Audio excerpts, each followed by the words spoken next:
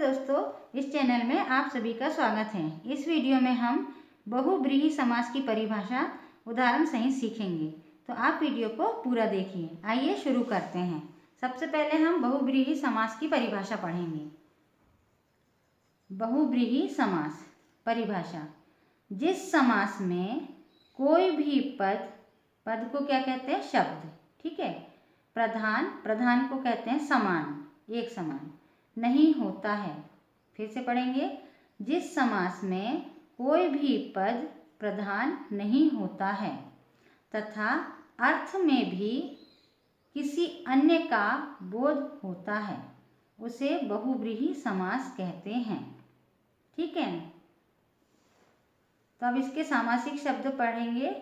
परशुधर, चक्रधर, गजानन, लंबोदर, चतुरानन, त्रिनेत्र, पतझड़, गोपाल, महावीर, मनोज। यानी कोई भी पद, यानी ये वाला शब्द और ये वाला शब्द एक समान नहीं है। परशुधर यानी कोई भी शब्द एक समान नहीं होता है और इसका अर्थ भी कोई और चीज का, किसी और शब्द का बोध कराता है, यानी उससे कोई और शब्द का ज्ञान होता है। ठीक है। तो उसे बहुब्रीहि समास कहते हैं। तो सबसे पहले हमने ये सामासिक शब्द पढ़ लिए हैं। अब इसके समास विग्रह करेंगे तो आपको बहुत अच्छे से समझ में आ जाएगा। जैसे पहला शब्द है यानी पद परशु और ये है धर, तो इसका पूरा हुआ परशुधर। अब इसका समास विग्रह होगा परशु धारण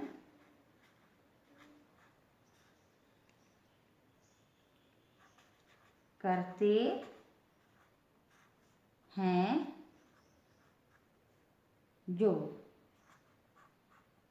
परशु धारण करते हैं जो, अर्थात कौन है? परशुराम। परशुराम। ठीक है। यानी परशुधर का समास विग्रह परशु धारण करते हैं जो, अर्थात परशुराम। चक्रधर, इसका समास विग्रह करेंगे। चक्र को धारण करने वाला।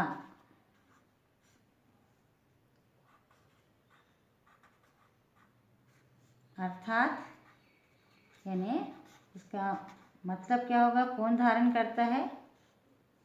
चक्र को धारण करने वाले कौन है? विष्णु जी या कृष्ण जी। ठीक है। तो हम विष्णु जी लिख देते हैं, यानी विष्णु भगवान। अब गजानन, इसका समास विग्रह होगा। गज यानी हाथी होता है। ठीक है। हाथी का मुंह है जिसका। हाथी का मुंह है जिसका, अर्थात कौन? गणेश जी, अर्थात गणेश जी।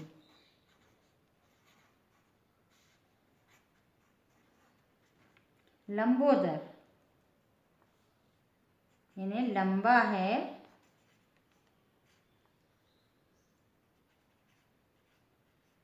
उदर जिसका। उदर यानी पेट होता है। ठीक है। लंबा है उदर जिसका, ये भी कौन कहलाते हैं? गणेश जी, अर्थात गणेश जी।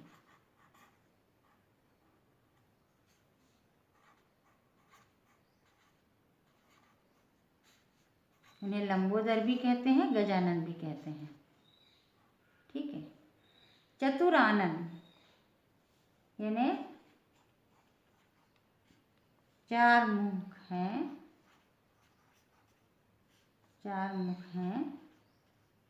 जिसके, यानी जिसके चार मुख हैं, अर्थात वो कौन कहलाते हैं? ब्रह्मा जी।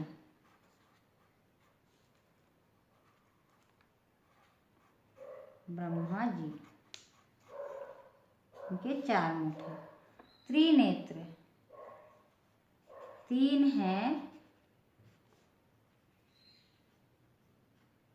नेत्र जिसके, नेत्र यानी आंखें होती हैं, नेत्र जिसके,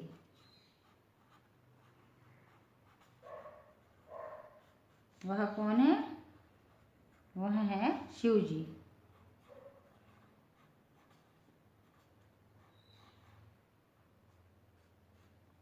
ठीक है, शिव जी। पतझड़, पत्ते झड़ते हैं जिस ऋतु में, वो पतझड़ कहलाता है। पत्ते झड़ते हैं जिस ऋतु में,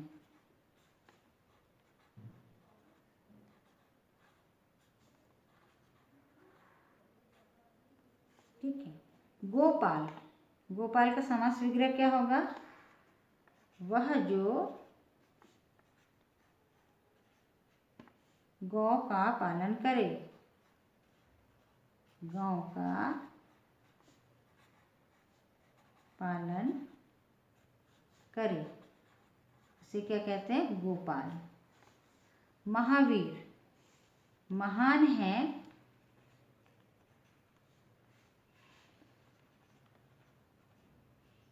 जो वीर,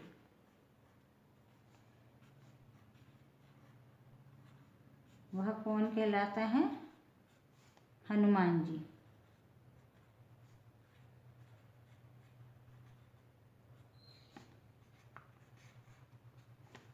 मनोज, इसका समास विग्रह है वह जो मन से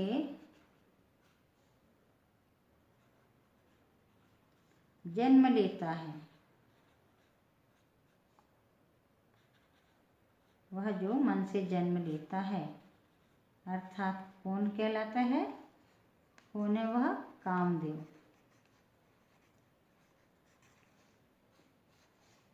ठीक है, तो हम इसके एक बार और अच्छे से पढ़ लेते हैं। ठीक है, फिर आपको और अच्छे समझ में आ जाएगा।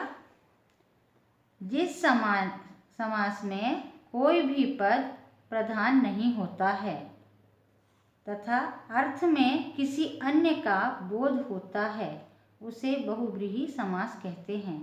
अब इसके उदाहरण देखेंगे, समास विग्रह देखेंगे। जैसे परशुधर, ये एक समान नहीं है और इसका अर्थ भी कुछ और निकलेगा। परशुधर का समास विग्रह है परशु धारण करते हैं जो, अर्थात कौन कहलाते हैं? परशुराम। ठीक है। चक्रधर, चक्र को धारण करने वाला, अर्थात विष्णु जी। गजानन, हाथी का मुख है जिसका, अर्थात गणेश जी। लंबोदर, लंबा है उदर जिसका, अर्थात गणेश जी। चतुरानन, 4 मुख हैं जिसके, अर्थात ब्रह्मा जी। त्रिनेत्र, 3 हैं नेत्र जिसके, वह शिव जी। पतझड़, पत्ते झड़ते हैं जिस ऋतु में। गोपाल, वह जो गौ का पालन करे। महावीर, महान है जो वीर, वह कौन है? हनुमान जी। ठीक है। मनोज, वह जो मन से जन्म लेता है, इन्हें कामदेव, मनोज कहते हैं इसे। ठीक है, तो हमने बहुव्रीहि समास की परिभाषा और उदाहरण सीखे। आप इसका अभ्यास करते रहिए। वीडियो को लाइक, शेयर, चैनल को सब्सक्राइब कीजिए। वीडियो पूरा देखने के लिए धन्यवाद।